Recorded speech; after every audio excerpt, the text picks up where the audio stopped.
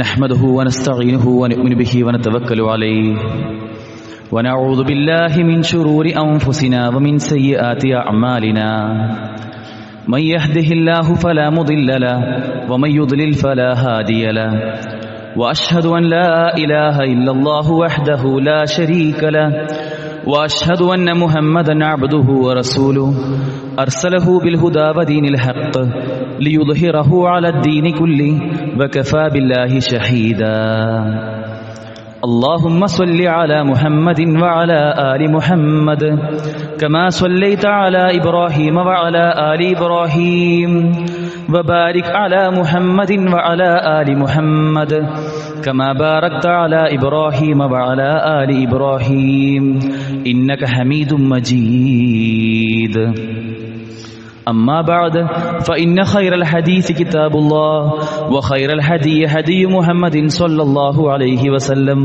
وشر الأمور محدثاتها وكل محدثة بدعة وكل بدعة ضلالة وكل ضلالة في النار أعوذ بالله من الشيطان الرجيم بسم الله الرحمن الرحيم يا أيها الذين آمنوا اتقوا الله حق تقاته ولا تموتن إلا وأنتم مسلمون يا أيها الناس اتقوا ربكم الذي خلقكم من نفس واحدة وخلق منها زوجها وبث منهما رجالا كثيرا ونساء واتقوا الله الذي تساءلون به والأرحام إن الله كان عليكم رقيبا يا أيها الذين آمنوا اتقوا الله وقولوا قولا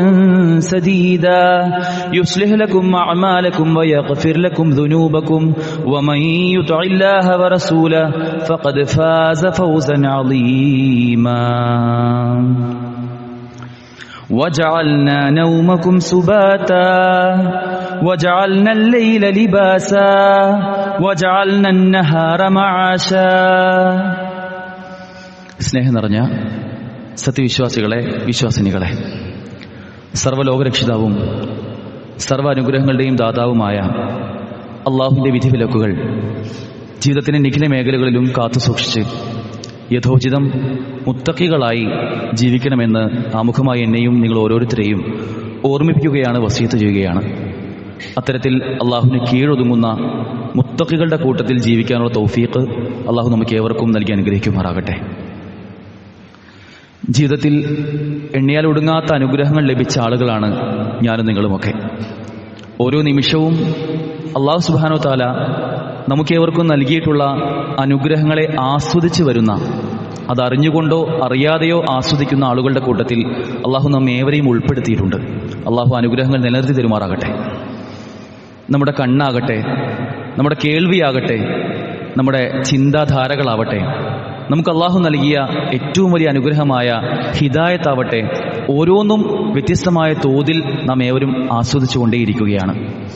ഇത്തരത്തിൽ അള്ളാഹുവിൻ്റെ അനുഗ്രഹങ്ങൾ ഓരോന്നും നമ്മൾ എണ്ണാൻ ശ്രമിക്കുകയാണെങ്കിൽ വഇൻ തഉദ്ദൂ നിഅമത്തല്ലാഹി ലാ തഹ്സൂഹാ, അള്ളാഹുവിൻ്റെ അനുഗ്രഹങ്ങൾ നിങ്ങൾ എണ്ണാൻ ശ്രമിക്കുകയാണെങ്കിൽ അതൊരിക്കലും നിങ്ങൾക്ക് എണ്ണിത്തിട്ടപ്പെടുത്താൻ കഴിയില്ല എന്ന് അള്ളാഹു സുബ്ഹാനഹു വ തആല തന്നെ നമ്മോട് പല ആവർത്തി പറയുന്നുണ്ട്.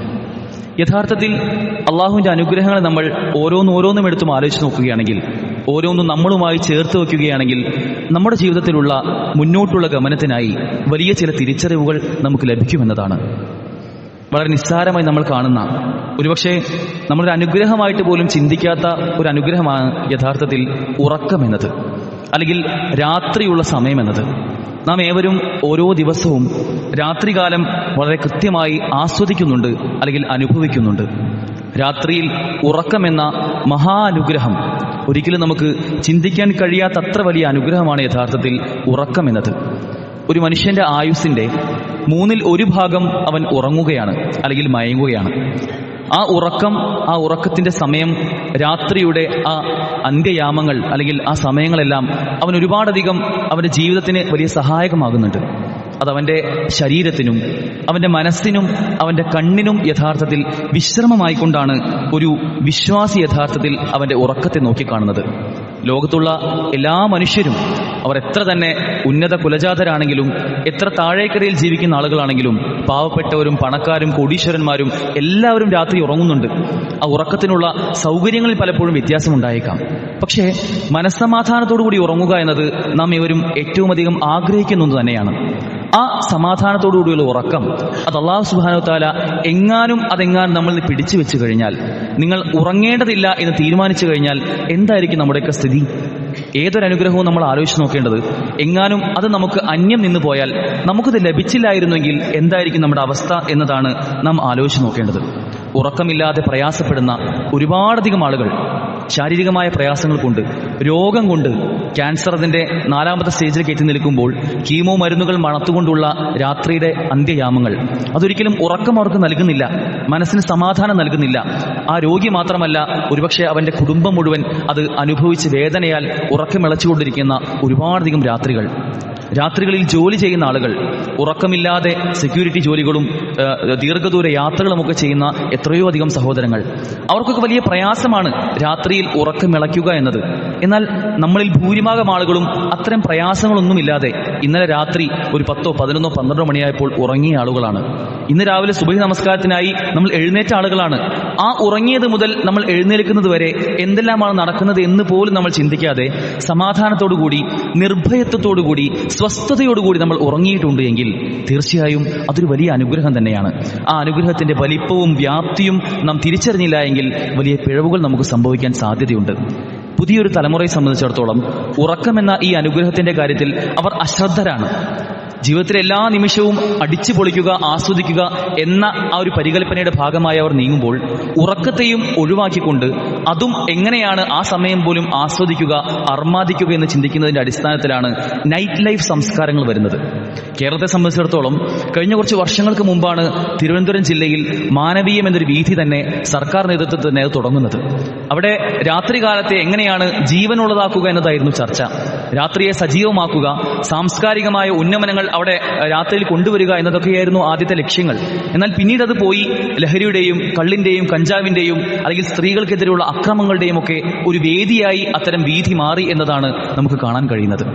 ഇത്തരം നൈറ്റ് ലൈഫ് സംസ്കാരം ഇത് നമ്മുടെ നാട്ടിൽ പോലും കഴിഞ്ഞ കുറച്ച് മാസങ്ങൾക്ക് മുമ്പാണ് മലപ്പുറത്തും കൊണ്ടോട്ടിയുമൊക്കെയുള്ള നഗരസഭകൾ അതിനുവേണ്ടി ഫണ്ട് വകയിരുത്തിയത്. യഥാർത്ഥത്തിൽ ആരെല്ലാമോ ഉണ്ടാക്കുന്ന ചില ചിന്താധാരകൾ അതനുസരിച്ച് നമ്മുടെ നാട്ടിലും നമ്മുടെ മക്കളുമൊക്കെ അങ്ങനെ മാറുക എന്നത് സ്വാഭാവികമായി ഇവിടെ സംഭവിക്കുന്ന ഒന്നല്ല. മറിച്ച് ചില ബോധപൂർവമായ അജണ്ടകളുടെ ഭാഗമാണ്. നാം ഏവരും ഒരു വിശ്വാസി എന്ന നിലയ്ക്ക് നമുക്ക് ചിന്തിക്കാനുള്ള ചില കാര്യങ്ങളുണ്ട്. രാത്രി എന്നത് ഒരു വിശ്വാസിക്ക് എന്തിനുള്ളതാണ്? പകൽ അതെന്തിനുള്ളതാണ്? ഓരോന്നും അതിൻ്റെതായ സമയത്ത് അതിൻ്റെതായ തോതിൽ അള്ളാഹുവിന്റെ കൽപ്പനകൾക്ക് അനുയോജ്യമായ രൂപത്തിൽ, അനുഗുണമായ രൂപത്തിൽ മുന്നോട്ട് കൊണ്ടുപോകുക എന്നതാണ് ഒരു വിശ്വാസിയുടെ ഏറ്റവും ആത്യന്തികമായ ലക്ഷ്യമായി നമ്മൾ കാണേണ്ടത്. എന്നാൽ കേവലം ആഘോഷത്വരയ്ക്ക് വേണ്ടി അതിന് വേദിയാകുന്ന ഒരു അവസരമായി നമ്മൾ രാത്രിയെ കാണരുത് എന്നതാണ് ഇസ്ലാമിന്റെ പരികൽപ്പന. നമ്മെ സംബന്ധിച്ചിടത്തോളം രാത്രിയിൽ അതൊരു വിശ്രമത്തിന്റെ സ്ഥാനമായിക്കൊണ്ട് പരിശുദ്ധ ഇസ്ലാം ഖുർആനിലൂടെ അല്ലാഹു സുബ്ഹാനഹു വ തആല പറഞ്ഞു തരുന്ന കാര്യമാണ്, രാത്രി നിങ്ങൾക്ക് അതൊരു വിശ്രമത്തിന്റെ സമയമാകുന്നു. ആ വിശ്രമത്തെ നിങ്ങൾ വിശ്രമമായി തന്നെ കാണുക. അതിനുശേഷം പകൽ നിങ്ങൾക്ക് ജീവിത സന്ധാരണ വേളയായി നിങ്ങൾക്ക് അല്ലാഹു സുബ്ഹാനഹു വ തആല ഒരുക്കി തന്നിരിക്കുന്നു എന്ന് അല്ലാഹു നമ്മോട് കൽപ്പിക്കുന്നുണ്ട്. പ്രിയമുള്ളവരെ, അല്ലാഹു സുബ്ഹാനഹു വ തആല ഖുർആനിലൂടെ പറയുന്നുണ്ട്. സൂറത്തുൽ ഖസസിന്റെ 70ാമത്തെ വചനത്തിൽ അല്ലാഹു പറയുകയാണ്, വഹുവല്ലാഹു ലാ ഇലാഹ ഇല്ലാഹു, അല്ലാഹു അവൻ ഏകനാണ്. ലഹുൽ ഹംദു ഫിൽ ഊല വൽ ആഖിറ, അല്ലാഹുവിനാണ് സർവസ്തുതിയും, അത് ആദ്യത്തിലും അന്ത്യത്തിലും. വലഹുൽ ഹുക്മു വഇലൈഹി തുർജഊൻ, അവന് തന്നെയാണ് വിധികർത്തൃത്വത്തിന്റെ അധികാരമുള്ളത്, അവരിലേക്ക് തന്നെയാണ് നമ്മൾ മടങ്ങുന്നത്. ഈ ആയത്തിന് ശേഷം അല്ലാഹു പറയുന്ന ഗൗരവകരമായ, നമ്മൾ ചിന്തിച്ചിട്ട് പോലും ഇല്ലാത്ത ചില കാര്യങ്ങൾ അല്ലാഹു സുബ്ഹാനഹു വ തആല അവിടെ നമ്മൾ പറയുകയാണ്. ഖുൽ, പ്രവാചകരെ താങ്കൾ പറയുക, അറഅയ്തും, നിങ്ങൾ കണ്ടുവോ, ഇൻ ജഅലല്ലാഹു അലൈക്കുമുൽ ലൈല സർമദൻ, അള്ളാഹു ഒരു ചിന്ത നമുക്ക് ഇട്ടു തരികയാണ്. ഇൻ ജഅലല്ലാഹ്, അള്ളാഹു ആക്കുകയാണെങ്കിൽ, അല്ലൈല സർമദൻ, നിങ്ങളിലേക്ക് നിങ്ങളുടെ രാത്രിയെ പൂർണ്ണമായി നിങ്ങൾക്ക് രാത്രിയാക്കുകയാണെങ്കിൽ, ഇനിയുള്ള സദാസമയവും രാത്രിയാക്കുകയാണെങ്കിൽ, ഇലാ യൗമുൽ ഖിയാമ, ഖിയാമത്ത് നാൾ വരെ ഇനി പൂർണ്ണമായും രാത്രിയാക്കുകയാണെങ്കിൽ, ഇവിടെ പകലില്ലാത്ത ഒരവസ്ഥ വരികയാണെങ്കിൽ, മൻ ഇലാഹുൻ ഗൈറുല്ലാഹ്, അള്ളാഹു അല്ലാതെ മറ്റേത് ഇലാഹാണ് നിങ്ങൾക്ക്, യഅ്തികും ബിളിയാഇൻ അഫലാ തസ്മഊൻ, നിങ്ങൾക്ക് വെളിച്ചം കൊണ്ടുവരാൻ മറ്റേത് ഇലാഹാണുള്ളത്? അഫലാ തസ്മഊൻ, നിങ്ങൾ ചിന്തിക്കുന്നു, നിങ്ങൾ കേൾക്കുന്നില്ലേ എന്ന ചോദ്യം അല്ലാഹു സുബ്ഹാനഹു വ തആല ചോദിക്കുകയാണ്. ഇനിയുള്ള ദിവസം മുഴുവൻ രാത്രിയാണെങ്കിൽ ആരാണ് നിങ്ങൾക്ക് അള്ളാഹു അല്ലാത്ത മറ്റ് ഏത് ഇലാഹാണ് നിങ്ങൾക്ക് വെളിച്ചം കൊണ്ടുവരിക? നമ്മൾ ആലോചിച്ച് നോക്കൂ. ഇന്ന് മുതൽ എപ്പോഴും രാത്രിയാണെങ്കിൽ, നമ്മൾ ഈ ജുമാ നമസ്കാരം രാത്രിയിലാണ് കൂടുന്നതെങ്കിൽ ആ ഒരു അവസ്ഥ ഒന്ന് ആലോചിച്ച് നോക്കൂ. നമുക്ക് നമ്മുടെ ഉപജീവനത്തിനും ജീവിതത്തിന്റെ സന്ധാരണ വേളകളിലും സമ്പാദ്യത്തിനും ജോലിക്കുമൊക്കെയുള്ള ഈ സമയങ്ങൾ അതെല്ലാം രാത്രി മാത്രമാണെങ്കിൽ എന്തായിരിക്കും സ്ഥിതി? ആ സമയത്ത് ആരാണ് നിങ്ങൾക്ക് വെളിച്ചം കൊണ്ടുതരിക എന്ന് അള്ളാഹു ചോദിക്കുകയാണ്. തുടർന്നുള്ള ആയത്ത് അള്ളാഹു ചോദിക്കുന്നുണ്ട്, ഖുൽ, പ്രവാചകരെ പറയുക, അറഅയ്തും, നിങ്ങൾ കണ്ടുപോകും, ഇൻ ജഅലല്ലാഹു അലൈക്കുമുൻ നഹാറ സർമദൻ, ഇനി രാത്രി മാറട്ടെ, ഇനി നിങ്ങൾക്ക് പൂർവ്വകാലം ഇനിയുള്ള വരാനുള്ള എല്ലാ കാലവും അന്നഹാർ നിങ്ങൾക്ക് പകലാക്കി തരികയാണെങ്കിൽ, ഇനി മുഴുവൻ പകല് മാത്രമേ ഉള്ളൂ, രാത്രി ഇല്ല എങ്കിൽ ഇലാ യൗമിൽ ഖിയാമ, ഖിയാമത്ത് നാൾ വരെ അങ്ങനെയാണെങ്കിൽ എന്തായിരിക്കും സ്ഥിതി? മൻ ഇലാഹൻ ഗൈറുല്ലാഹ്, അല്ലാഹു അല്ലാതെ മറ്റേ ഏത് ഇലാഹാണ് നിങ്ങൾക്ക് യഅതികും ബിലൈൽ തസ്കുനൂന ഫീഹി, നിങ്ങൾക്ക് വിശ്രമമായിട്ടുള്ള, നിങ്ങൾക്ക് ശാന്തിയായിരിക്കുന്ന ആ രാത്രിയെ പിന്നെ ആരാണ് കൊണ്ടുവന്നിരിക? അഫലാ തുബ്സിറൂൻ, നിങ്ങൾ കാണുന്നില്ലേ, നിങ്ങൾ കേൾക്കുന്നില്ലേ, നിങ്ങൾ കാണുന്നില്ലേ എന്ന് ചോദിച്ചുകൊണ്ട് അല്ലാഹു പറയുകയാണ്, ഇനി മുതൽ മുഴുവൻ രാത്രിയാണെങ്കിൽ, ഇനി മുതൽ മുഴുവൻ പകലാണെങ്കിൽ എന്തായിരിക്കും സ്ഥിതി? നിങ്ങൾ ആലോചിച്ച് നോക്കിയിട്ടുണ്ടോ? എന്നാൽ യഥാർത്ഥത്തിൽ അല്ലാഹു സുബ്ഹാനഹു വ തആല എല്ലാം സന്തുലിതമായിക്കൊണ്ട്, എല്ലാം അതിന്റെ കൃത്യമായ അനുപാതത്തിൽ നമുക്ക് ഏവർക്കും ജീവിക്കാൻ അനുയോജ്യമായ രൂപത്തിൽ ഇവിടെ ഒരുക്കി തന്നു എന്നുള്ളതാണ്. അല്ലാഹു സുബ്ഹാനഹു വ തആല തുടർന്ന് പറയുന്നുണ്ട്, വമിൻ റഹ്മതിഹി, തീർച്ചയായും അല്ലാഹുവിന്റെ കാരുണ്യത്തിൽപ്പെട്ടതാണ് ഇതെല്ലാം. ജഅല ലക്കുമുൽ ലൈല വന്നഹാറ ലിതസ്കുനൂ ഫീഹി വലിതബ്തഗൂ മിൻ ഫദ്ലില്ലാഹ്, തീർച്ചയായും അള്ളാഹു നിങ്ങൾക്ക് രാത്രിയും പകലുമൊക്കെ, അതിൽ രാത്രി നിങ്ങൾക്ക് വിശ്രമമായി, നിങ്ങൾക്ക് ശാന്തിയുടെ ഒരു സമാധാന കേന്ദ്രമായി കൊണ്ട് രാത്രിയെ ഒരുക്കി തരികയും പകലിനെ നിങ്ങൾക്ക് ജീവിതത്തിന്റെ സമ്പാദ്യത്തിനുള്ള ഒരു സമയമാക്കി തരികയും ചെയ്തത് മിൻ റഹ്മതിഹി, അത് അള്ളാഹുവിന്റെ റഹ്മത്തിൽപ്പെട്ടതാണ്. വലഅല്ലകും തശ്കുറൂൻ, അത് എന്തിനു വേണ്ടിയാണ്? നിങ്ങൾ നന്ദിയുള്ളവരാവാൻ വേണ്ടിയാണ്. അള്ളാഹു ഏതേത് അനുഗ്രഹങ്ങൾ തരുമ്പോഴും അതിന് മനുഷ്യർ എത്രത്തോളം നന്ദി കാണിച്ചു എന്നതാണ് അവിടെ നാളെ ചോദ്യം ചെയ്യപ്പെടുക. അതുപോലെ സഹോദരങ്ങളെ, നമ്മുടെ രാത്രിയും നമ്മുടെ പകലുകളും അതേ രൂപത്തിൽ ചോദ്യം ചെയ്യപ്പെടുമെന്നതാണ്. അള്ളാഹു നമുക്ക് സന്തുലിതമായി തന്ന, എന്നാലോചിക്കൂ, മഴ ഒരു വലിയ അനുഗ്രഹമാണ്. പക്ഷെ ആ മഴയാണ് കഴിഞ്ഞ കുറച്ച് മാസങ്ങൾക്ക് മുമ്പ് വയനാട് ഒരു വലിയ പേമാരിയായി മാറിയത്. 500ഓളം ആളുകളുടെ ജീവനെടുത്ത് അപഹരിച്ചു പോയത്.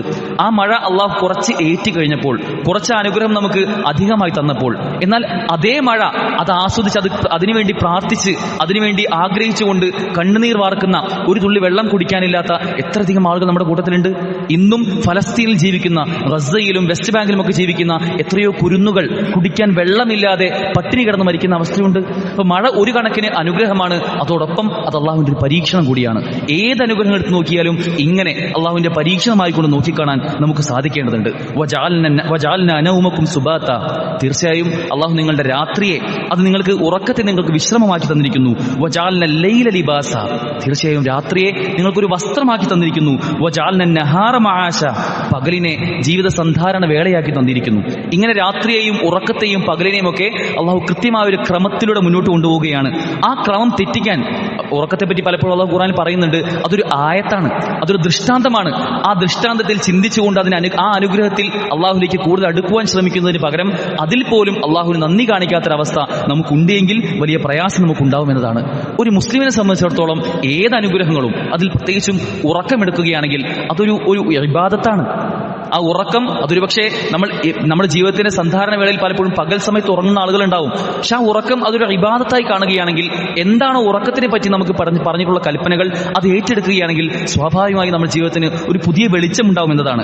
കാരണം അത്രയധികം സുന്നത്തുകൾ ഉറക്കത്തിന് മുമ്പും ഉറങ്ങുന്ന ആ സമയത്തും ഉറങ്ങി എഴുന്നേൽക്കുന്ന സമയത്തുമൊക്കെ ഒരുപാട് സുന്നത്തുകൾ നമുക്ക് കാണാൻ സാധിക്കും. ആ സുന്നത്തുകൾ നമ്മുടെ ജീവിതത്തോട് ചേർത്ത് വായിക്കേണ്ടതുണ്ട്. യഥാർത്ഥത്തിൽ ഇസ്ലാമിനെ സംബന്ധിച്ചിടത്തോളം ഒരു മുസ്ലിമിനെ അവന്റെ ഉറക്കം എന്നത് അത് മരണസമാനമായിക്കൊണ്ടാണ് അള്ളാഹു പഠിപ്പിച്ചു തരുന്നത്. നാം ഒരു ചെറിയ മയക്കത്തിലേക്ക് പോകുമ്പോൾ ആ മയക്കം അതൊരു ഉറക്കമായി മാറുകയാണെങ്കിൽ നമ്മൾ മരണത്തിന്റെ ഒരു ചെറിയ രൂപത്തിലേക്കാണ് നമ്മൾ കടന്നു പോകുന്നത്.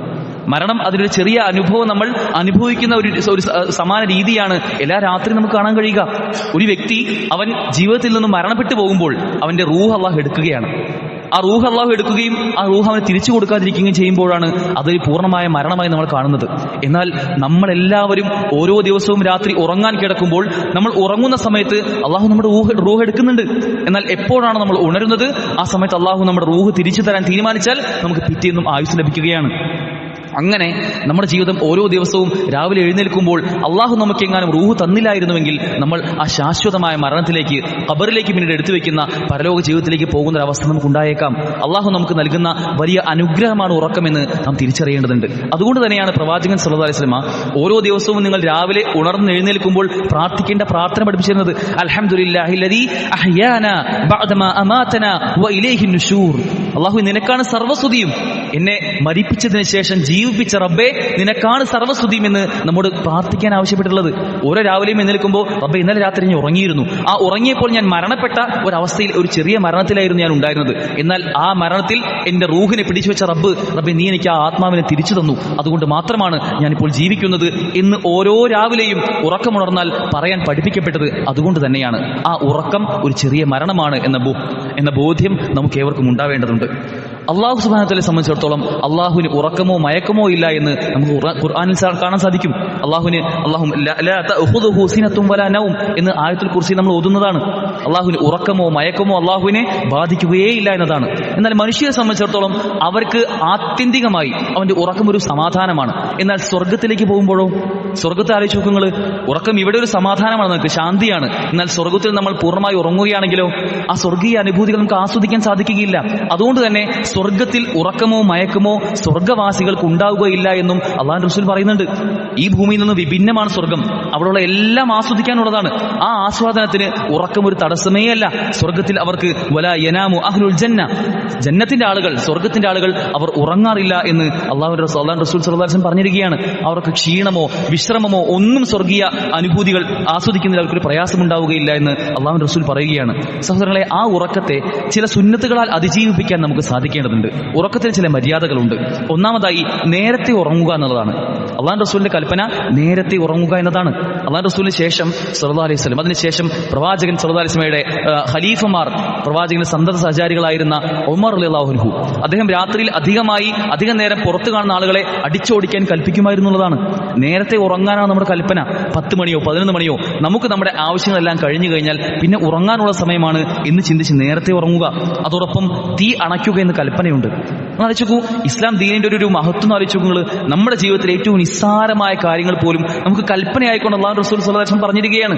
അള്ളാഹുവിന്റെ കൽപ്പനയായിക്കൊണ്ട് രാത്രി നിങ്ങൾ തീ അണച്ച്, ഇന്നത്തെ കാലത്താണെങ്കിൽ സ്റ്റൗ ഒക്കെ ഒന്ന് ഓഫാക്കി എന്ന് ഉറപ്പിക്കുന്ന രൂപത്തിൽ അതിനുശേഷമായിരിക്കും നിങ്ങൾ കിടക്കേണ്ടത്. അതുപോലെ പാത്രം മൂടി വെക്കുക. ഇതൊക്കെ സുന്നത്തുകളാണ്, ചെയ്താൽ കൂലിയുള്ള കാര്യങ്ങളാണ് ഇതൊക്കെ. രാത്രി ഉറങ്ങാൻ നേരത്തെ അടുക്കളയിൽ എല്ലാ പാത്രങ്ങളും അത് മൂടി വെച്ചു എന്ന് ഉറപ്പിക്കാൻ നമുക്ക് സാധിക്കണം. അതുപോലെ തന്നെ ഉറങ്ങുന്നതിന് മുമ്പ് വുദൂ എടുക്കണം. ആ വുദൂവിനെ പറ്റി പ്രവാചകൻ സല്ലല്ലാഹു അലൈഹി വസല്ലം പറഞ്ഞിരുന്നുണ്ട്, നമസ്കാരത്തിൽ നിങ്ങൾ എങ്ങനെയാണ് വുദൂ എടുക്കുന്നത് അതേപോലെ അതേ രൂപത്തിൽ അതിന്റെ പൂർണ്ണതയിൽ വുദൂ എടുക്കണം പറയുന്നുണ്ട്. ഓരോന്നും കൃത്യമായി ചെയ്ത് അങ്ങനെ വുദൂ എടുത്തു കഴിഞ്ഞാൽ അത്തരം ആളുകൾക്ക്, വുദൂ എടുത്ത് കിടക്കുന്ന ആളുകൾക്ക് മലക്കുകൾ പാപമോചനം, ഇസ്തിഗ്ഫാർ തേടുമെന്നും അള്ളാഹു റസൂൽ സല്ലല്ലാഹു അലൈഹി വസല്ലം പറഞ്ഞിരിക്കുകയാണ്. അതുപോലെ മറ്റൊരു കൽപ്പനയുള്ളത്, നിങ്ങൾ ഉറങ്ങുന്നതിന് മുമ്പ് കിടക്കുന്ന ആ വിരിപ്പ് കുടഞ്ഞുകൊണ്ട് കിടക്കുക. ഒരു വ്യക്തി കിടക്കാൻ പോവുകയാണെങ്കിൽ അവന്റെ വിരിപ്പ് കുടയട്ടെ എന്ന് ആയിഷ റളിയല്ലാഹു അൻഹ പറയുന്നുണ്ട്. അത് കുടയാൻ പറയാൻ കാരണം അവൻ എഴുന്നേറ്റതിന് ശേഷം എന്താണ് അതിൽ വന്നുകൂടിയത് എന്ന് അവൻ അറിയില്ലല്ലോ. അതുകൊണ്ട് അത് മുഴുവൻ കുടഞ്ഞതിന് ശേഷം കിടക്കട്ടെ എന്നും നമുക്ക് കൽപ്പനയുണ്ട്. അതുപോലെ തന്നെ ഉറങ്ങുന്നതിന് മുമ്പ് സൂറത്തുൽ ഇഖ്ലാസ് നമുക്ക് പാരായണം ചെയ്യുന്ന സൂറത്തുകളാണ്. എല്ലാ ദിവസവും നമ്മൾ പാരായണം ചെയ്യുന്ന സൂറത്തുൽ ഇഖ്ലാസും അതുപോലെ തന്നെ മുഅവ്വിദത്തൈനി, സൂറത്തുൽ ഫലഖും സൂറത്തുൽ നാസും നമ്മൾ പ്രാർത്ഥിക്കണം. അതുപോലെ ഈ 2 പ്രാർത്ഥന നമ്മൾ ചൊല്ലുക. യഥാർത്ഥത്തിൽ പ്രവാചകൻ സല്ലല്ലാഹു അലൈഹി വസല്ലം ഒരു രീതി എന്നത്, പ്രവാചകൻ സല്ലല്ലാഹു അലൈഹി വസല്ലം വിരിപ്പിലേക്ക് വന്നു കഴിഞ്ഞാൽ അവിടെ റസൂൽ കുറച്ചു നേരം ഇരിക്കും. ശേഷം റസൂൽ തന്റെ ഇരു കൈപ്പടകളും ചേർത്ത് വെച്ചുകൊണ്ട് പ്രവാചകൻ സല്ലല്ലാഹു അലൈഹി വസല്ലം അതിലേക്ക് ഊതും. ആദ്യമായി ചെയ്യുന്ന കാര്യം ആ കൈപ്പടകളിലേക്ക് ഊതുകയാണ്. ശേഷം അവ രണ്ടിലും സൂറത്തുൽ ഇഖ്ലാസ്, സൂറത്തുൽ ഫലഖ്, സൂറത്തുൽ നാസ് എന്നീ 3 സൂറത്തുകൾ അത് ഓതും. ആദ്യം ഊതും, പിന്നെ ഓതും. ശേഷം ആ 2 കൈപ്പടകളും കൊണ്ട് ശരീരത്തിന്റെ മുഴുവൻ ഭാഗങ്ങളിലും സാധ്യമാകുന്ന അത്ര സ്ഥലങ്ങളിൽ പ്രവാചകൻ സല്ലല്ലാഹു അലൈഹി വസല്ലം തടവുമായിരുന്നു എന്നുള്ളതാണ്. ഇതാണ് നമുക്ക് ഉറക്കത്തിന് മുമ്പുള്ള ഒരു മര്യാദ എന്ന് പറയുന്നത്. കുറഞ്ഞൊരു സമയം, 1 മിനിറ്റോ അര മിനിറ്റോ ഒക്കെ നമുക്ക് എടുക്കുള്ളൂ. ആ സമയം നമ്മൾ മാറ്റി വെച്ച് കഴിഞ്ഞാൽ നമ്മൾ ജീവിപ്പിക്കുന്നത് ഒരു വലിയ സുന്നത്താണ് എന്ന ബോധ്യം നമുക്കുണ്ടാവണം. അതുപോലെ തന്നെ പ്രാർത്ഥിക്കാൻ കൽപ്പിച്ചതാണ് ആയത്തുൽ കുർസി. സൂറത്തുൽ ബഖറയിലെ ആയത്തുൽ കുർസി നമ്മൾ ഉറക്കത്തിന് മുമ്പ് പ്രാർത്ഥിക്കേണ്ടതുണ്ട്. അതുപോലെ ആമന റസൂൽ എന്ന് തുടങ്ങുന്ന സൂറത്തുൽ ബഖറയിലെ ഏറ്റവും അവസാനത്തെ 2 ആയത്തുകൾ അത് ഓതിയവന് അത് മതിയാകുന്നതാണ് എന്ന് പ്രവാചകൻ സല്ലല്ലാഹു അലൈഹി വസല്ലം പറഞ്ഞിട്ടുണ്ട്. അതുപോലെ തന്നെ സൂറത്തുൽ കാഫിറൂൻ, ഖുൽ യാ അയ്യുഹൽ കാഫിറൂൻ എന്ന സൂറത്തുൽ കാഫിറൂൻ വളരെ എളുപ്പത്തിൽ നമുക്ക് പാരായണം ചെയ്യാൻ കഴിയുന്ന സൂറത്താണത്. ആ സൂറത്തുൽ കാഫിറൂൻ ചൊല്ലിക്കഴിഞ്ഞാൽ പ്രവാചകൻ സല്ലല്ലാഹു അലൈഹി വസല്ലം പറയുകയാണ് അത് ശിർക്കിൽ നിന്നുള്ള മോചനമായി കൊണ്ടാണ് ഓരോ രാത്രിയും സൂറത്തുൽ കാഫിറൂൻ ചൊല്ലുന്ന വ്യക്തിക്ക് കൽപ്പിക്കപ്പെട്ടിട്ടുള്ളത്. എന്ത് പ്രയാസം നമുക്ക് അതിനൊക്കെ ഉള്ളത്. നമുക്കൊരു ചിന്ത ഉണ്ടാവണം, രാത്രി ഞാൻ ഇതാ റബ്ബേ ഞാൻ എന്റെ ഉറക്കത്തിലേക്ക് പോവുകയാണ്, ഈ ഉറക്കം മരണസമാനമാണ്, റബ്ബേ നീ എനിക്ക് എന്റെ ജീവൻ എന്റെ റൂഹ് തിരിച്ചു തരണേ റബ്ബേ, അതെനിക്ക് ഹൈറാവുന്ന കാലത്തോളം ആ ജീവൻ എനിക്ക് തിരിച്ചു തരണേ റബ്ബേ എന്ന ബോധ്യത്തോടു കൂടി ഉറങ്ങാൻ പോകുന്ന ഒരു വ്യക്തി സ്വാഭാവികമായിട്ടും ഈ പ്രാർത്ഥനകളും ഈ സൂറത്തുകളും ഒന്നും ചൊല്ലാൻ മറക്കുകയേയില്ല. ആ ബോധ്യമാണ് നമുക്ക് എവർക്കും ഉണ്ടാവേണ്ടത്. അതുപോലെ തന്നെ സൂറത്തു സജ്ദ, സൂറ മുൽക്ക്, സൂറത്തുൽ ഇസ്രാ, സൂറത്തു സുമർ ഒക്കെ ചൊല്ലുവാനുള്ള കൽപ്പനകൾ നമുക്ക് കാണാൻ സാധിക്കും. അതുപോലെ പാടില്ലാത്ത ചില കാര്യങ്ങളുണ്ട്. ഉറക്കത്തിന് പാടില്ലാത്ത ചില കാര്യങ്ങളാണ് ഒറ്റയ്ക്ക് ഉറങ്ങാൻ പാടില്ല. ഒരു വലിയ വീട്ടിൽ ഒറ്റയ്ക്ക് ഉറങ്ങുക എന്നത് അത് വിരോധിക്കപ്പെട്ടൊരു കാര്യമാണ്. അതുപോലെ കമിഴ്ന്ന് കിടക്കാൻ പാടില്ല. ഇതൊന്നും ഉറക്കത്തിന് ചേർന്ന ഒരു രൂപമല്ല എന്ന് പ്രവാചകൻ സല്ലല്ലാഹു അലൈഹി വസല്ലം പറഞ്ഞു തന്നതാണ്. അതുപോലെ ചേർത്ത് വെക്കേണ്ട ചില പ്രാർത്ഥനകളാണ് ബിസ്മിക അല്ലാഹുമ്മ അമൂതു വഅഹ്യ, റബ്ബേ എന്നെ മരിപ്പിക്കുന്ന എന്നെ ജീവിപ്പിക്കുന്ന റബ്ബേ നിന്റെ നാമത്തിൽ ഞാൻ ഉറങ്ങാൻ പോവുകയാണ് എന്നർത്ഥം വരുന്ന ഈ പ്രാർത്ഥന പ്രാർത്ഥിക്കണം. അതുപോലെ തന്നെ അല്ലാഹുമ്മ ഖിനി അദാബക യൗമ തബ്അസു ഇബാദക, അല്ലാഹുവേ എന്നെ നരകശിക്ഷയിൽ നിന്നും കാത്തുരക്ഷയിൽ നിന്നും തുടങ്ങുന്ന അത്തരം പ്രാർത്ഥനകൾ. അതുപോലെ ബിസ്മിക റബ്ബി വല്ലാഹു ജംബി എന്ന് തുടങ്ങുന്ന പ്രാർത്ഥനകൾ. ഇതുപോലെ ഏറ്റവും എളുപ്പത്തിൽ നമുക്ക് പ്രാർത്ഥിക്കാൻ കഴിയുന്ന സുബ്ഹാനല്ലാഹ്, അൽഹംദുലില്ലാഹ്, അല്ലാഹു അക്ബർ. സുബ്ഹാനല്ലാഹ് എന്നത് 33 തവണ, അൽഹംദുലില്ലാഹ് എന്നത് 33 തവണ, അല്ലാഹു അക്ബർ എന്നത് 34 തവണ. ഇത് നമ്മൾ എന്നും പ്രാവർത്തികമാക്കണം. യഥാർത്ഥത്തിൽ വളരെ എളുപ്പത്തിൽ പാലിക്കാൻ കഴിയുന്ന ഒരുപാട് സുന്നത്തുകളാണ് എന്ന ബോധ്യമാണ് നമുക്ക് ഉണ്ടാവേണ്ടത്. അതുപോലെ തന്നെ ഉറക്കം ഒരു മരണമായതുകൊണ്ട് തന്നെ, മരണസമാനമായതുകൊണ്ട് തന്നെ ഓരോ ഉറക്കത്തിന് മുമ്പും നന്നായി ഒരുങ്ങാൻ നമുക്ക് സാധിക്കേണ്ടതുണ്ട്.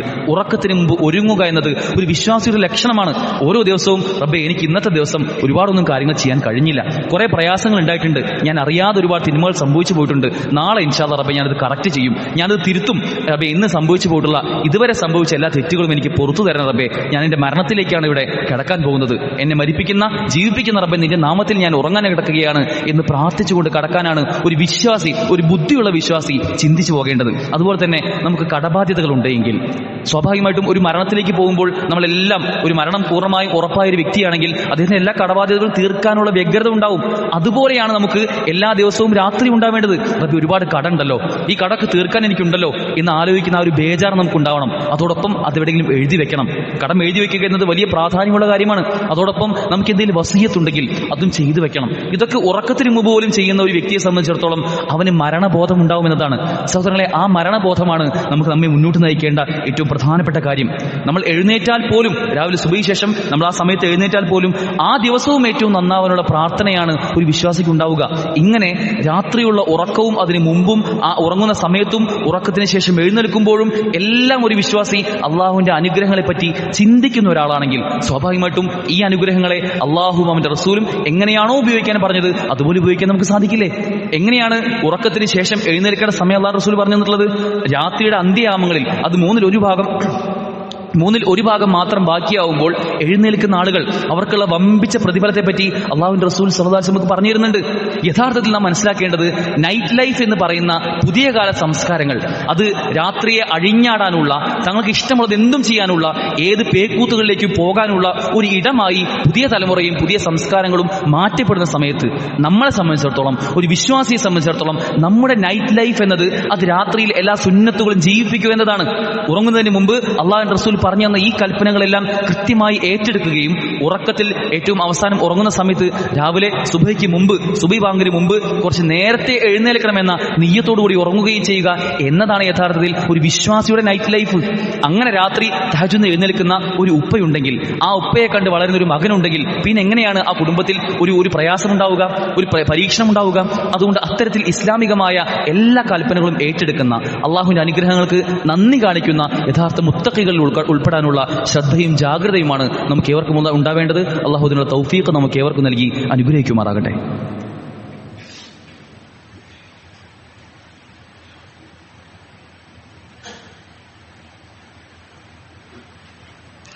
അൽഹംദുലില്ലാഹ്, അസ്സലാത്തു വസ്സലാമു അലാ റസൂലില്ലാഹ് വഅലാ ആലിഹി വസഹബിഹി അജ്മഈൻ, അമ്മാ ബഅദ്. സഹോദരങ്ങളെ, അല്ലാഹു സുബ്ഹാനഹു വ തആല നമുക്ക് നൽകിയ ഏതേത് അനുഗ്രഹങ്ങളാണെങ്കിലും അതിന് നന്ദി കാണിക്കുന്ന യഥാർത്ഥ വിശ്വാസികളുടെ കൂട്ടത്തിൽ ഉൾപ്പെടാനുള്ള ശ്രദ്ധയും ജാഗ്രതയുമാണ് നമുക്ക് ഏവർക്കും ഉണ്ടാവേണ്ടത്. കഴിഞ്ഞ ഒരാഴ്ചയായി സോഷ്യൽ മീഡിയയിലും ചാനൽ ചർച്ചകളിലുമൊക്കെ സജീവമായ ഒരു വിഷയമാണ് LGBTQ എന്ന ലൈംഗികമായ പുതിയ ജെൻഡറുകളുടെ പല തിയറികളും അതിനെ ന്യായീകരിച്ചുകൊണ്ടുള്ള പല സംവാദങ്ങളും നമ്മൾ കാണുന്നുണ്ട്. ചാനൽ ചർച്ചകളിലും ചാനൽ മുറികളിലുമൊക്കെ അതിനെ സ്വാഭാവികവൽക്കരിക്കാനുള്ള ശ്രമങ്ങൾ വരുമ്പോൾ അതിനെ എതിർക്കുന്ന ചില ആളുകളും അത്തരം സ്വരങ്ങളുമൊക്കെ കേൾക്കുന്നത് വലിയ അരോചകമായി തോന്നുകയും അതിനെ എതിർക്കുക എന്നത് വലിയൊരു അപരാധമായി കാണുകയും അതിനൊന്നും ഒരു അടിസ്ഥാനവുമില്ല, ആർക്കും അങ്ങനെ എതിർക്കാനുള്ള ഒരു വോയിസും ഉണ്ടാവുകയില്ല എന്നും പറയുന്ന ഒരവസ്ഥയിലേക്ക് ചാനൽ ചർച്ചകളൊക്കെ എത്തി നിൽക്കുന്ന, നമ്മുടെ സോഷ്യൽ മീഡിയ പരിസരം എത്തി നിൽക്കുന്ന ഒരു സാഹചര്യം. യഥാർത്ഥത്തിൽ വിശ്വാസികളെ സംബന്ധിച്ചിടത്തോളം ഏത് സമയത്തും ചർച്ചകൾ അല്ലെങ്കിൽ പുതിയ കാലത്തെ ആരോപണങ്ങളും വിഷയങ്ങളുമൊക്കെ എത്ര തന്നെ മുന്നോട്ട് പോയാലും അത് ഏത് ഉത്തുംഗതയിൽ എത്തിയാൽ പോലും നമ്മെ സംബന്ധിച്ചിടത്തോളം മാതാ ഖാല റസൂലുള്ളാഹ് മാതാ ഖാലല്ലാഹ് വമാതാ ഖാല റസൂലുള്ളാഹ്, അള്ളാഹു എന്ത് പറഞ്ഞു, അള്ളാഹുവിന്റെ റസൂൽ എന്ത് പറഞ്ഞു, ഏത് വിഷയത്തിലും നമ്മുടെ അടിസ്ഥാനം എന്നത് അത് തന്നെയാണ്. യഥാർത്ഥത്തിൽ പുതിയ കാലത്തെ ഇത്തരം ജെൻഡർ വിഷയങ്ങളിലൊക്കെ അല്ലെങ്കിൽ ലൈംഗികമായ ആഭാസങ്ങളും തോന്നിയവാസങ്ങളുമൊക്കെ അതിനെ സാർവത്രികവും സ്വാഭാവികവും ഒക്കെ ആക്കാനുള്ള ചില ശ്രമങ്ങളിലൊക്കെ നമ്മൾ മനസ്സിലാക്കേണ്ടത് അള്ളാഹു എന്താണ് ഈ വിഷയത്തിൽ പറഞ്ഞത്. പിന്നെ ആണും സ്ത്രീയും പുരുഷനും മാത്രമേ ഈ ഭൂമിയിലുള്ളൂ, ഇതല്ലാത്ത മറ്റൊന്നുമില്ല. മറ്റെന്തെങ്കിലും ഉണ്ടെങ്കിൽ തന്നെ അവരെ സ്ത്രീകളിലേക്കോ പുരുഷനിലേക്കോ ചേർത്ത് വായിക്കുക എന്ന കൽപ്പനയാണ് നമുക്ക് ഏറ്റവും അടിസ്ഥാനപരമായിട്ടുള്ളത്. എന്നാൽ ഇന്ന് പുതിയ കാലത്തെ ന്യായീകരണങ്ങളും അല്ലെങ്കിൽ അതിനൊക്കെ ഒരു മഹത്വവൽക്കരണങ്ങളും അതിന് വൈറ്റ് വാഷ് ചെയ്തുകൊണ്ടുമൊക്കെ ഇന്ന് ഒരു സ്ത്രീയും തമ്മിലുള്ള അല്ലെങ്കിൽ പുരുഷനും തമ്മിലുള്ള കുടുംബബന്ധം ചേരുന്നതും അവർ ഇണതുണകളായി ജീവിക്കുന്നതും അവർ തമ്മിലുള്ള ലൈംഗിക ബന്ധങ്ങളുമൊക്കെ അതിനെ ന്യായീകരിക്കാനുള്ള ശ്രമങ്ങൾ വരുമ്പോൾ വിശ്വാസിയെ സംബന്ധിച്ചിടത്തോളം മനസ്സിലാക്കേണ്ടത് അത് ഇസ്ലാമികമായി ഒരു വലിയ പാപമായി പഠിപ്പിക്കപ്പെട്ട ഒരു വിഷയമാണ്. ഒരു പ്രവാചകന്റെ ലൂത്ത് നബി അലൈഹി സ്വലാമിന്റെ സമുദായം അവർ അനുഭവിച്ച പ്രയാസം എന്നത് ഇത്തരമൊരു തിന്മ അവരിൽ സാർവത്രികമായി എന്നതുകൊണ്ട് മാത്രമാണ്. അതുകൊണ്ട് നമുക്ക് ശാസ്ത്രം എത്ര പുരോഗമിച്ചു എന്ന് പറഞ്ഞാലും എന്തെല്ലാം ന്യായീകരണങ്ങളുണ്ട് എന്ന് പറഞ്ഞാലും അതൊക്കെ പുതിയ കാലത്ത് അത് നോർമലാണ് എന്ന് പറഞ്ഞാലും നമ്മെ സംബന്ധിച്ചിടത്തോളം അള്ളാഹു ഒരു കാര്യം പറഞ്ഞിട്ടുണ്ടോ അതാണ് ഈ ഭൂമിയിലുള്ള നമ്മുടെ നിലനിൽപ്പിന് തന്നെ ഏറ്റവും അധികാരമായിട്ടുള്ള ആധാരമായിട്ടുള്ള കാര്യം എന്ന് മനസ്സിലാക്കുകയും അതിലേക്ക് തിരിച്ചു മടങ്ങാനുള്ള ഒരു ശ്രദ്ധയും ഉണ്ടാവുക എന്നതാണ് സൂചിപ്പിക്കാനുള്ളത്. പലപ്പോഴും ശാസ്ത്രീയമായിട്ടോ സാമൂഹ്യപരമായിട്ടോ കുടുംബപരമായിട്ടോ അല്ലെങ്കിൽ ഭൗതികമായിട്ടോ ജനിതകമായിട്ടോ ഒരു നിലയ്ക്കും ന്യായീകരിക്കാൻ കഴിയാത്ത പല വിഷയങ്ങളുമാണ് ഇത്തരത്തിലുള്ള ജെൻഡറുമായി ബന്ധപ്പെട്ട അല്ലെങ്കിൽ LGBTQ എന്നൊക്കെ പറയുന്ന പല വാദങ്ങളും അതിലേക്ക് ആളുകളെ ചേർത്ത് വായിക്കുന്നതുമൊക്കെ. അതുകൊണ്ട് നമ്മളെ സംബന്ധിച്ചിടത്തോളം അത്തരം വിഷയങ്ങൾ വരുമ്പോൾ അല്ലാഹു സുബ്ഹാനഹു വ തആല എന്ത് പറഞ്ഞോ അതാണ് നിയമം. അത് ഏത് കാലത്താണെങ്കിലും കാലം എത്ര പുരോഗമിച്ചാലും ശാസ്ത്രം പുതിയ കാലത്തെ എന്തെല്ലാം കണ്ടുപിടുത്തങ്ങൾ നടത്തിയാലും നമ്മൾ ഒരു വിശ്വാസി യഥാർത്ഥത്തിൽ നമ്മുടെ ലക്ഷ്യമെന്നത് പരലോകമാണ്. ആ പരലോകത്തിന് ആഘാതമാകുന്ന അതിന് വിഘാതമാകുന്ന എന്തെല്ലാം വിഷയങ്ങളുണ്ടോ അതെല്ലാം അങ്ങോട്ട് മാറ്റി നിർത്തി അള്ളാഹു പറഞ്ഞ കാര്യത്തിൽ ഉറച്ചു നിൽക്കാൻ, അതാണ് ശരി, അത് മാത്രമാണ് ശരി, അത് മാത്രമേ ശരിയാകൂ എന്ന ബോധ്യത്തോടു കൂടി യഥാർത്ഥത്തിൽ ഒരു അഭിമാനബോധമുള്ള മുസ്ലിമായി മാറാൻ, അല്ലെങ്കിൽ പുതിയ കാലത്തെ ചർച്ചകൾ വരുമ്പോൾ അതിൽ എന്നാലും അത് ശരി തന്നെ ആയിരിക്കില്ലേ എന്ന് ആലോചിക്കാതെ മറിച്ച് അള്ളാഹു പറഞ്ഞോ അത് മാത്രമാണ് ശരി എന്ന് ചിന്തിക്കുന്ന ഒരവസ്ഥയിലേക്ക് ഉയരാൻ നമുക്ക് സാധിക്കേണ്ടതുണ്ട്. അത്തരത്തിൽ ദീനിനെ കൃത്യമായി മനസ്സിലാക്കുന്ന ഓരോ സുന്നത്തുകളെയും കൃത്യമായി ജീവിപ്പിക്കുന്ന ആളുകളുടെ കൂട്ടത്തിൽ അള്ളാഹു നമ്മേവരെയും ഉൾപ്പെടുത്തി അനുഗ്രഹിക്കുമാറാകട്ടെ. രാത്രി അത് ഏറ്റവും മനോഹരമായി നമ്മുടെയൊക്കെ രാത്രി കാലത്തെ മനോഹരമായി കൊണ്ടുപോകാൻ അള്ളാഹുവിന്റെ റസൂലിന്റെ സുന്നത്തുകളെല്ലാം കൃത്യമായി ജീവിതത്തിൽ പ്രാവർത്തികമാക്കുന്ന ആളുകളുടെ കൂട്ടത്തിൽ അള്ളാഹു നമ്മേവരെയും ഉൾപ്പെടുത്തി അനുഗ്രഹിക്കുമാറാകട്ടെ. നമ്മൾ സംഭവിച്ചു പോയിട്ടുള്ള തെറ്റുകുറ്റങ്ങൾ അള്ളാഹു പുറത്ത് മാപ്പാക്കി തരുമാറാകട്ടെ. നമ്മൾ ഇന്ന് മരണപ്പെട്ടു പോയ ഒരുപാട് മുൻഗാമികൾ, നമ്മുടെ ഉമ്മമാർ ഉപ്പമാർ പണ്ഡിതന്മാർ, അവർക്കെല്ലാം അള്ളാഹു മഗ്ഫിറത്തും റഹ്മത്തും നൽകി അനുഗ്രഹിക്കുമാറാകട്ടെ. ഇപ്പോഴും രോഗങ്ങൾ കൊണ്ടും കഷ്ടപ്പാടുകൾ കൊണ്ടും പ്രയാസങ്ങൾ കൊണ്ടും ഒക്കെ വലിയ പ്രയാസങ്ങൾ അനുഭവിക്കുന്ന നമ്മുടെ സഹോദരങ്ങൾ, അവർക്കെല്ലാം അള്ളാഹു എളുപ്പം നൽകി അനുഗ്രഹിക്കുമാറാകട്ടെ. മാരകമായ അസുഖങ്ങൾ ബാധിച്ച ആളുകൾക്ക് അള്ളാഹു അസുഖങ്ങളിൽ നിന്ന് ശിഫ നൽകി അനുഗ്രഹിക്കുമാറാകട്ടെ. നമ്മുടെ മക്കൾ, നമ്മുടെ ഉമ്മമാർ, നമ്മുടെ കുടുംബം, അവർക്കെല്ലാം അള്ളാഹു അവരിൽ കൺകുളിർമ പ്രദാനം ചെയ്യുമാറാകട്ടെ. ജീവിതം അത് ഹൈറാവുന്ന കാലത്തോളം നമുക്ക് ആയുസ് നീട്ടിത്തരാനും മരണം അതെപ്പോഴാണോ ഹൈറാവുന്നത് ആ സമയത്ത് കലിമത്ത് തൗഹീദ് ഉച്ചരിച്ചുകൊണ്ട് നെറ്റിത്തടത്തിൽ വിയർപ്പ് തുള്ളികളുള്ള ആളുകളുടെ കൂട്ടത്തിൽ അള്ളാഹു നമ്മേവരെയും ഉൾപ്പെടുത്തി അനുഗ്രഹിക്കുമാറാകട്ടെ. നമ്മുടെ ജോലികൾ, വരുമാന വഴികൾ, അതിൽ ഉദവിയും തുറയും അള്ളാഹു നമുക്ക് നൽകി അനുഗ്രഹിക്കുമാറാകട്ടെ. സാധാരണ ഒരു അറിയിപ്പുള്ളത്, വിസ്റ്റം പെരുമ്പാവൂർ റീജിയന്റെ ഭാഗമായി അവിടെ ഒരു ദഅവ സെന്റർ അവർ നിർമ്മിക്കുന്ന ഒരു കാര്യം നമ്മൾ അറിയിച്ചിട്ടുണ്ട്. നമുക്ക് കഴിയുന്ന രൂപത്തിലൊക്കെ അത്തരമൊരു സംരംഭത്തിന്റെ ഭാഗമായി നമ്മൾ സഹായം അർപ്പിക്കാനുള്ള ഒരു ശ്രദ്ധ നമുക്ക് ഉണ്ടാവേണ്ടതുണ്ട്. ഖുർആൻ മനഃപ്പാഠമാക്കാനും ദഅവ പരിശീലന കേന്ദ്രമായി കൊണ്ട് മദ്രസയും പള്ളിയും ഒക്കെയുള്ള വലിയൊരു സ്ഥാപനമാണ്. തെക്കൻ കേരളത്തിൽ പൊതുവെ മതപരമായിട്ടുള്ള അത്തരം സ്ഥാപനങ്ങളോ കേന്ദ്രങ്ങളോ ഇല്ലാത്തൊരവസ്ഥയുണ്ട്. നമ്മളാൽ കഴിയുന്ന സഹായം അവർക്ക് നൽകണമെന്ന് അവർ ആവശ്യപ്പെട്ടിട്ടുണ്ട്. പുറത്ത് അതിനുള്ള സംവിധാനങ്ങൾ ഉണ്ടാവുമെന്ന് കൂടി ഓർമ്മിപ്പിക്കുകയാണ്. അല്ലാഹുമ്മ ഗ്ഫിർ ലിൽ മുഅ്മിനീന വൽ മുഅ്മിനാത്ത് والمسلمين والمسلمات والأحياء منهم والأموات اللهم أعز الإسلام والمسلمين وأذل الشرك والمشركين اللهم انصر إخواننا المجاهدين في فلسطين اللهم انصر إخواننا المجاهدين في فلسطين اللهم انصر إخواننا المجاهدين في كل مكان اللهم اجرنا من النار اللهم اجرنا من النار اللهم اجرنا من النار ربنا آتنا في الدنيا حسنة وفي الآخرة حسنة وقنا عذاب النار ربنا تقبل منا إنك أنت السميع العليم وتب علينا إنك أنت التواب الرحيم واغفر لنا يا غافر للمظلمين والحمد لله رب العالمين.